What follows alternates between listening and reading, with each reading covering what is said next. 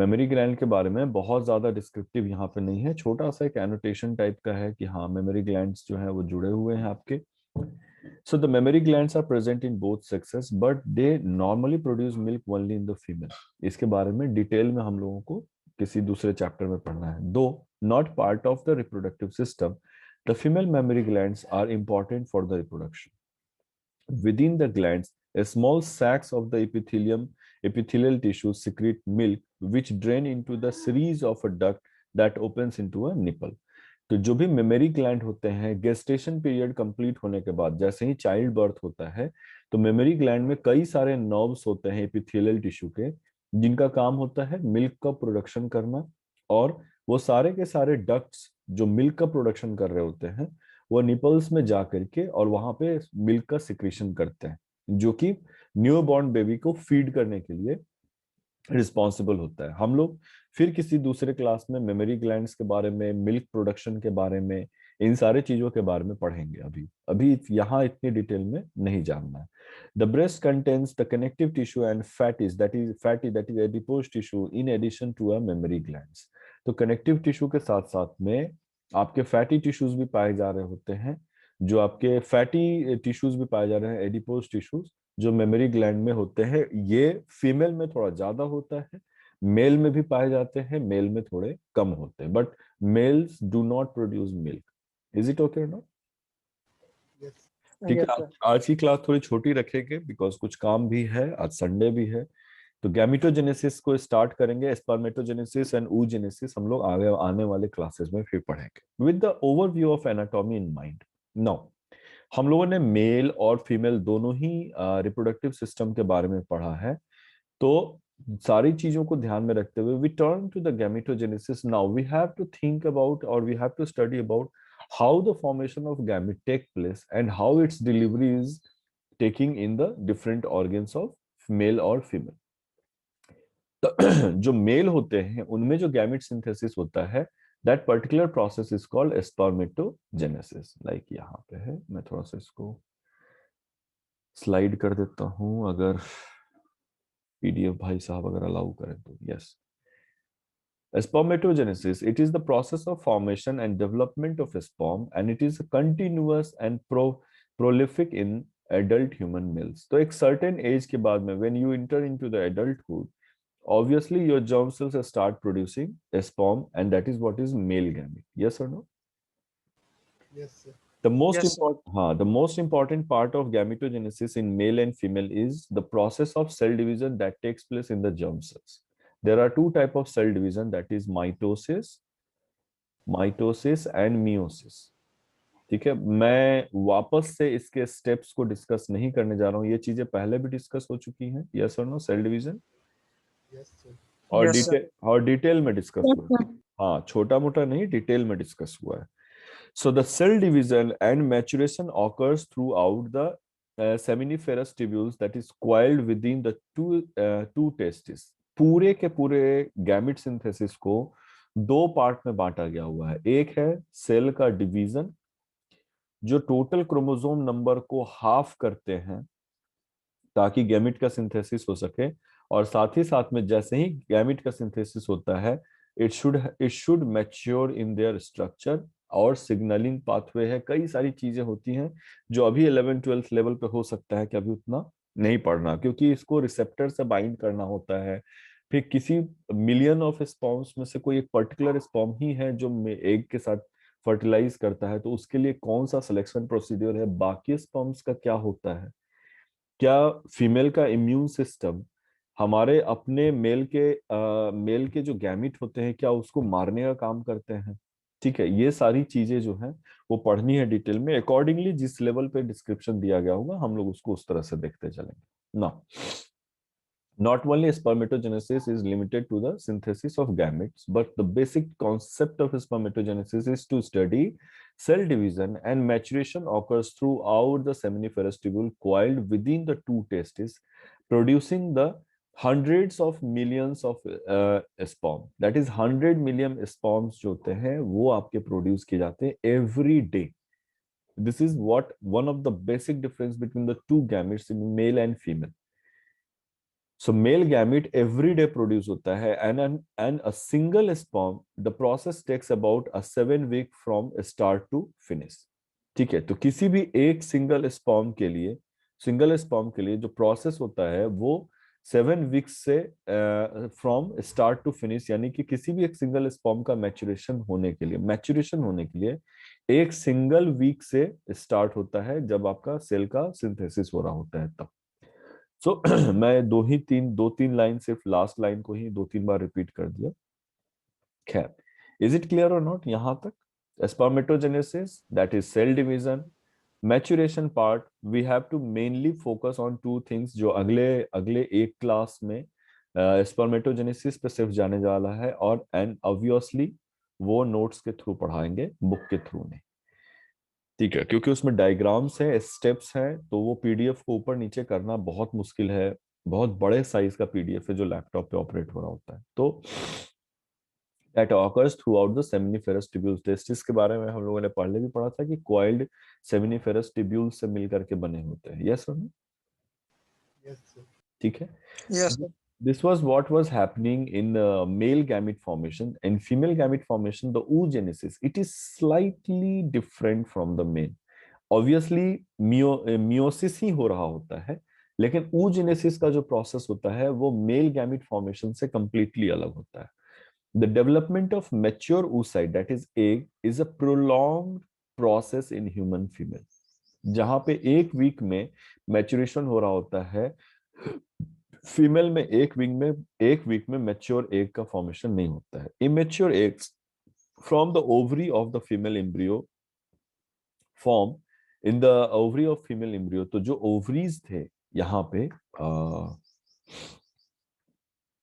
ठीक है, मैं हाफ इधर करके रखता हूं ताकि हाँ ये समझ में आए। अगर ओवरी में फीमेल जो आपके ये है एग्स हैं, अगर उसका सिंथेसिस हो रहा होता है, but form ovary in the female embryo but do not complete their development until years and often decades later। जब किसी भी बेबी गर्ल का बर्थ होता है, ठीक है, बेबी गर्ल का बर्थ होता है, ये ओवरीज जो होते हैं और ओवरी के साथ साथ में जो एग्स हैं वो भी आपके फीमेल में बाय बर्थ अवेलेबल होते हैं, लेकिन वो इमेच्योर कंडीशन में अवेलेबल होते हैं। जहां पे पर्सन, यानी अगर आप मेल की बात कर रहे होते हैं, तो उनके बर्थ के कुछ ही दिन के बाद से, सॉरी, बर्थ के एक सर्टेन एज तक में, जब तक वो एडल्ट में डेवलप नहीं होते हैं, तब तक जो होते हैं उनमें मेल गैमिट अवेलेबल नहीं होता है। लेकिन जो बेबी गर्ल है उसमें जो आपके ओवरीज हैं वो इमेच्योर एग के फॉर्म में बहुत बाय बर्थ ही अवेलेबल होते हैं। ठीक है, and they do not complete their development until years and often decades later. यानी 8 साल, 10 साल, 12 साल लग जाता है इनको किसी भी तरीके के मैच्योर एग में डेवलप करना। Is it clear? Yes, sir. Yes, sir. ठीक है। Now only the spermatogenesis do all 4 products of meiosis development in the mature game। सिर्फ स्पर्मेटोजेनेसिस है जो चारों प्रोडक्ट को मियोसिस को डेवलप करते हैं मैच्योर गैमिट में। यानी कि अगर मैं चारों प्रोडक्ट कहने का क्या मतलब है, अगर 2n से रेप्लिकेशन हुआ है तो 2n इक्वल टू 4n होंगे। यस और no? Yes, sir. Yes, sir. इसके बाद में एक डिवीजन में 2n फिर 2n होंगे, सिंगल डिवीजन। और इसके बाद नेक्स्ट डिवीजन में मियोसिस 1 एंड मियोसिस 2 कंप्लीट होते होते आपके पास टोटल 4 गैमिट सिंथेसिस होते हैं। यस और no? Yes, sir. Yes, Yes, sir. sir. Spermatogenesis process में ये चारों सेल्स जो आपके डिवाइड हुए थे, ये सारे के सारे स्पर्म में डेवलप करते हैं। ध्यान से सुनिएगा, मियोसिस के बाद में जो आपके 4 प्रोडक्ट आते हैं एक सेल से, वो सारे के सारे मैच्योर स्पर्म में या मैच्योर गैमिट में डेवलप करते हैं। जबकि oogenesis जो होता है, cytokinesis during the meiosis is unequal. ये जो आपके इक्वल अमाउंट में साइटोप्लाज्म का डेवलपमेंट हुआ होता है, आप देखिएगा साइटोप्लाज्म का जो डेवलपमेंट है वो चारों सेल में बिल्कुल बराबर बराबर है, स्पर्म। यस और नो? Yes, sir. ठीक है। Yes, sir. लेकिन जब फीमेल गैमीट में एग डेवलपमेंट की बात होती है, with almost all cytoplasm segregated to a single daughter cell, यानी कि जब आप साइटोप्लाज्म के डिवीजन की बात करते हैं तो फीमेल में सारा साइटोप्लाज्म सिर्फ एक एग में चला जाता है, जबकि जो आपके ये हैं, जबकि जो आपके oogenesis में जो आपके बाकी सेल्स होते हैं वो किस तरह से काम करते हैं, याद है?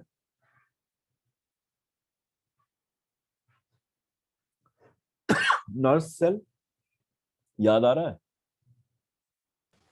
Yes, sir. कि भूल गए 11th क्लास का?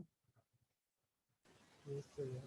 हाँ, तो उसके बारे में जरा सा एक बार के लिए ये कर लीजिएगा। तो सारे, मैं फिर से इसको डिलीट कर दिया पता नहीं क्यों, लेकिन चलो ठीक है, कोई बात नहीं।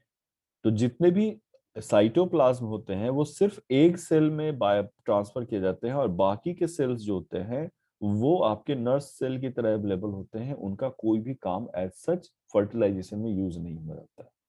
यस और नो? Yes, sir. ठीक है। Yes, sir. या उनको पोलर बॉडीज भी बोला जाता है। नर्स सेल के साथ साथ में मुझे याद आया, यहाँ पे भी लिखा हुआ है पोलर बॉडीज। ठीक है। तो ये जो लार्ज सेल है, they are destined to become egg and other products of the meiosis smaller cells are known to be polar bodies and they degenerate. ये है आपके एग्स का case.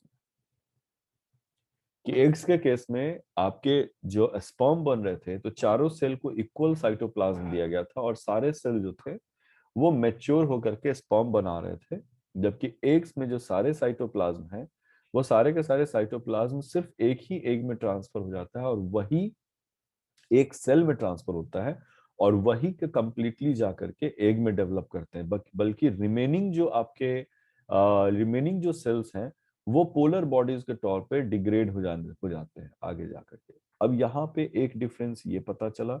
Late me erase some of the part, ये वाला part, ताकि ऊपर करूंगा तो ये वाला पार्ट अभी भी यहीं पे रहेगा।